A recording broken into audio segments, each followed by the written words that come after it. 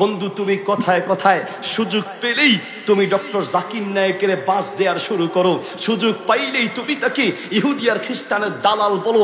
Doctor Zakir নায়েকের সাথে অনেক মাসালায় আমাদেরও অমনি বেমিল থাকতেই পারে, তিনি একজন ডাক্তার, ইসলামের খেদমত করছেন, তার সাথে কোনো কোনো ক্ষেত্রে তোমার আমার বেমিল অমিল থাকতেই পারে। বহু মাসালায় তার সাথে আমার মিলে না, ঠিক আছে, দুই একটা মাসালায় তার সাথে আমার নিজেরও মতের ভিন্নতা আছে, কিন্তু তারপরেও মনে করি তুমি কাকে ইহুদির দালাল বলো, তুমি কাকে খ্রিস্টানের দালাল বলো, যেই লোকটার মাধ্যমে বিশ্বের অসংখ্য অমুসলিম ইসলামের পথে ফিরে এসেছে, তাকে তুমি ইহুদির দালাল বলছো, ঠিক কিনা? কিয়ামতের মাঠে তোমাকে আসামির কাঠ করে দাঁড়াতে হবে। শোনো, তুমি ইসলামের সম্পদও চিনো না, শত্রুও চিনো না, তুমি তাকে ইহুদির দালাল বলছো। যে লোকটা নিজের মাতৃভূমি ছাড়তে বাধ্য হয়েছে, যে লোকটা নিজের দেশ ছাড়তে বাধ্য হয়েছে, যে লোকটা নিজের সম্পদ থেকে বঞ্চিত হয়েছে, যে লোকটাকে ইসলাম বিদ্বেষীরা পেলে কেটে টুকরো টুকরো করে ফেলবে, ঠিক কিনা?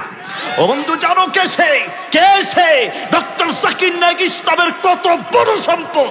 তোমাকে কি দিয়ে বুঝাই? তুমি তো ডিমের ভিতরে আছো, ডিমের ভিতরে। মালদ্বীপ মাহফিল করতে গেলাম, আজ থেকে 8-9 বছর আগের কথা বলছি।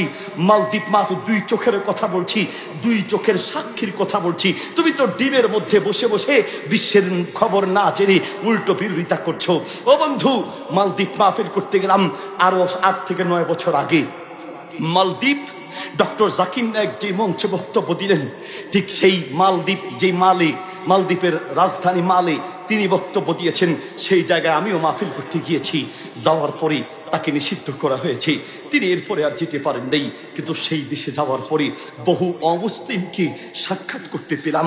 একজন লোক আমাকে নিয়ে সাক্ষাৎ করায় দিলেন, বললেন, হুজুর, এই যে লোক, তিনি এসে বললেন, আমি ইসলাম গ্রহণ করেছি ডক্টর জাকির নায়েকের বক্তব্য শুনে, আমি ইসলামের পথে এসেছি ডক্টর জাকির নায়েকের মাধ্যমে। ইন্ডিয়াতে যাও, ভারতে যাও, অসংখ্য অমুসলিম ইসলামের পথে ফিরে এসেছে ডক্টর জাকির নায়েকের মাধ্যমে। তুমি ইহুদির দালাল বলছো, তুমি খ্রিস্টানের দালাল বলছো। বলো, তুমি যেই পরিমাণ অঙ্ক শিখানোর চেষ্টা করেছেন, যেই পরিমাণ ইংরেজি শিখানোর চেষ্টা করেছেন, যেই পরিমাণ সায়েন্স আর বিজ্ঞান শেখানোর চেষ্টা করেছেন, বাপ আপনি তার 10 ভাগের 1 ভাগও আল্লাহর কোরআন শেখানোর চেষ্টা করেন, ঠিক কিনা? আপনার ইন্টারনেটে হয়তো অনেকেই আমার বড় ছেলের একটা বক্তব্য দেখেছেন। আমার ছেলে একটা বক্তব্য দিতে গিয়ে তার একটা পয়েন্ট সে উল্লেখ করেছে। সে বলছে, আপনি নাফরমান মা, আপনি নাফরমান বাবা। আপনি আপনার ছেলেকে বলেছেন, বাবা তাড়াতাড়ি ঘুমাও, সকালে অঙ্কের টিচার আসবে, বাবা তাড়াতাড়ি ঘুমাও, সকালে ইংরেজি টিচার আসবে, বাবা তাড়াতাড়ি ঘুমাও, সকালে স্কুলে যেতে হবে। আপনি নাফরমান মা, আপনি নাফরমান বাপ। সন্তানকে অঙ্কের কথা বললেন, সন্তানকে ইংরেজির কথা বললেন, সন্তানকে স্কুলের কথা বললেন। আপনি নাফরমান মা আর বাপ, একটা বার বলেন নাই, বাবা তাড়াতাড়ি ঘুমাও, সকালে ফজরের নামাজ পড়তে হবে, বাবা তাড়াতাড়ি ঘুমাও, সকালে আল্লাহর কোরআন পড়তে হবে, ঠিক কিনা? কত একটা বাস গিয়েছে। আপনার ছেলেটা কয়বার আল্লাহর কোরআন পড়েছে? আপনি একটা বার খোঁজ দেন নেই। আপনার ছেলে অঙ্ক ভালো করতে পারে, ভালো অঙ্ক কষতে পারে, ভালো ইংরেজি পড়তে পারে, আপনি খুশি হয়ে যাচ্ছেন। আপনার ছেলেটাকে যদি আপনি কোরআন শিখান নাই, নবীর হাদিস শিখান নাই, দিন শিখান নাই, কিয়ামতের মাঠে আসামের কাঠগড়ায় দাঁড়াতে হবে। আসাম কাঠগড়ায়। সহিহ বুখারীতে হাদিসটি আছে, আত-তারগীব ওয়াত-তারহীব কিতাবে আছে, হাদিসটি মিশকাতে আছে, মুসনাদ আহমদে আছে। আল্লাহর নবী বলছেন, কুল্লুকুম রাইন ওয়া কুল্লুকুম মাসউলুন আন রাইয়াতিহি।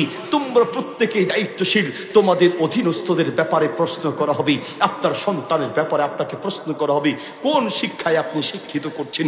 আরে বাপ, আপনি তো আপনার সন্তানকে দিন আর ইসলাম শিখাবেন দূরে থাক, বরং আপনি তাকে ইসলাম জবাই করা শিখাচ্ছেন।